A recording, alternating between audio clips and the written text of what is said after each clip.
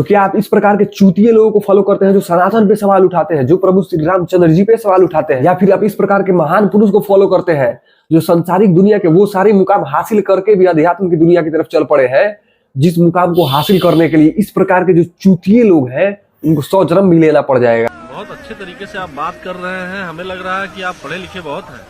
हाँ, आईटी बॉम्बे से पढ़ा हुआ ना जी। आईटी बॉम्बे से एरोस्पेस इंजीनियरिंग किया ना मैंने। आईआईटी मुंबई से? हाँ। Aerospace engineering? हाँ। तो इस अवस्था में कैसे प्राप्त हुए? ये अवस्था तो सबसे बेस्ट अवस्था है। ज्ञान के पीछे चलते जाओ कहाँ जाओगे।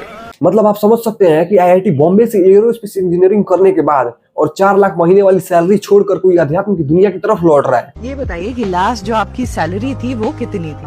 लास्ट सैलरी इंटरेस्ट आप लोगों को यार। लास्ट सैलरी मतलब जैसे वो ठीक है, वो कनाडा के हिसाब से ज्यादा लगता है, वो मान लो कि 2.5-3 लाख। वैसे बाद में तो बहुत बढ़ गया था कि आवरली होता है ना उनका रेट। तो जब बाद में मैं काम किया था तो मैं सोचा $40 पर आवर टाइप से 45। तो इंडियन करेंसी में 2.5-3-4 लाख कह सकते हैं।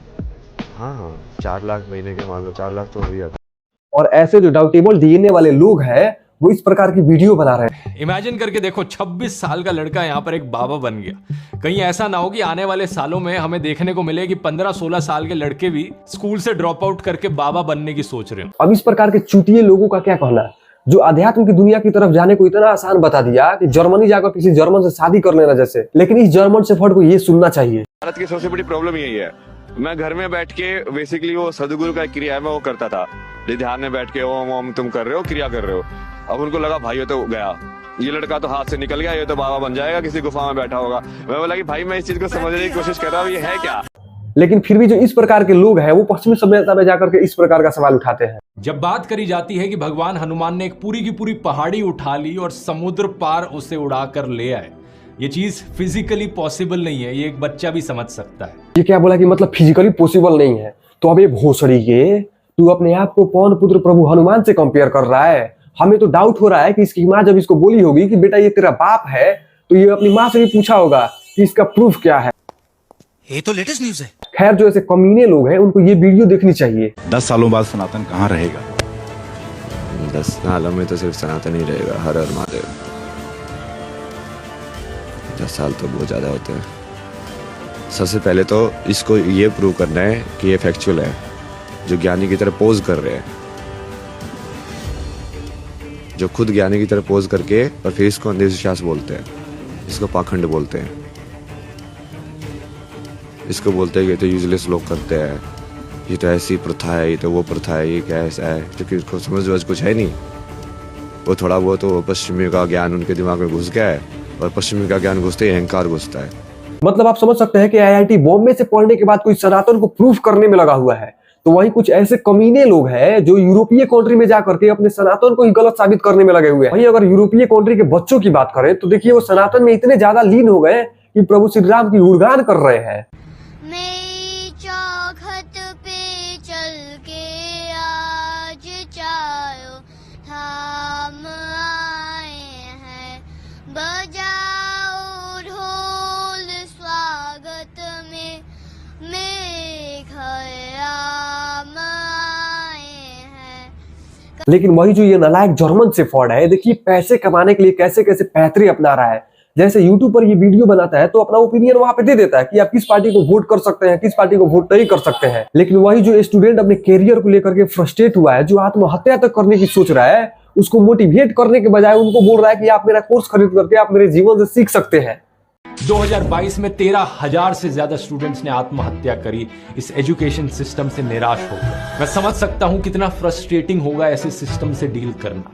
लेकिन at the end of the day ये भी याद रखिए कि एक एग्जाम सब कुछ नहीं होता, एक एग्जाम आपकी जिंदगी तय नहीं करता। इसलिए अपना हौसला कभी मत खोना। अब चाहे तो मेरी जिंदगी की कहानी से इंस्पिरेशन ले सकते हैं। मैंने किसी भी ऐसे एग्जाम को टॉप नहीं किया था, लेकिन इसका मतलब ये नहीं कि मैं कामयाब नहीं बन पाया जिंदगी में। द YouTube ब्लूप्रिंट कोर्स का लिंक नीचे डिस्क्रिप्शन में मिल जाएगा और कूपन कोड है student45। और अब आप यहाँ क्लिक करके इस वीडियो में मेरी पूरी लाइफ स्टोरी जान सकते हैं। बहुत बहुत धन्यवाद। मतलब थोड़ा सा भी तो शर्म कर ले भी कमीने। उन स्टूडेंट के बारे में सोच जो अपने करियर को लेकर के इतने फ्रस्ट्रेट हो गए हैं कि आत्महत्या तक करने की सोच रहे हैं। उनको तू बोल रहा है कि आप मेरा कोर्स परचेज कर सकते हो। तो वीडियो के अंत में मैं बस यही कहना चाहता हूं कि आप इस प्रकार के जो कमीने दलाल लोग हैं उनसे थोड़ा बच के रहिए। और अगर आप स्टूडेंट है और डीमोटिवेट है तो इन बाबा को आप थोड़ा कॉन्सेंट्रेट होकर के सुनिए, आप अपने आप को समझ जाएंगे। शून्य है, एक इकाई है और एक अनंत है। शून्य है, 0, इकाई 1, अनंत इन्फिनिटी, 0, 1, इन्फिनिटी। अब ये जो 1 है ये एक्चुअली 0 और इन्फिनिटी के बीच में कोई भी वैल्यू हो सकती है। मान लो तुम अपने आप को 50 मानते हो कि मैं 50 हूँ। अब ये 50 कुछ भी हो सकता है, तुम्हारा पैसा भी हो सकता है, कुछ भी हो सकता है। तो जैसे इलॉन मस्क अपने आप को मानता है कि भाई मैं तो $300 बिलियन हूँ तो उसका जो 1 है बेसिकली $300 बिलियन हो गया। वो क्या करने की कोशिश कर रहा है, इस $300 बिलियन को इनफाइनाइट करने की कोशिश कर रहा है ना। वो हो ही नहीं सकता, T=∞ में होगा इन्फिनिटी का मतलब ही वही है। तो इसको इनफाइनाइट करने का लेकिन दूसरा तरीका भी है। दूसरा तरीका क्या है कि सबसे पहले तो तुम्हारी जितनी वैल्यू है तुम उसको समझ लो। मान लो मेरी 30 भी वैल्यू है कि मैं 30 को समझ गया और फिर मैंने -30 समझ लिया। -30 मतलब कि मैंने 0 समझ लिया। यदि मैंने -30 समझ लिया और मैंने 30 को समझ लिया तो मैंने इन्फिनिटी को समझ लिया। इसको लाइक मैथमेटिकली भी प्रूव किया जा सकता है।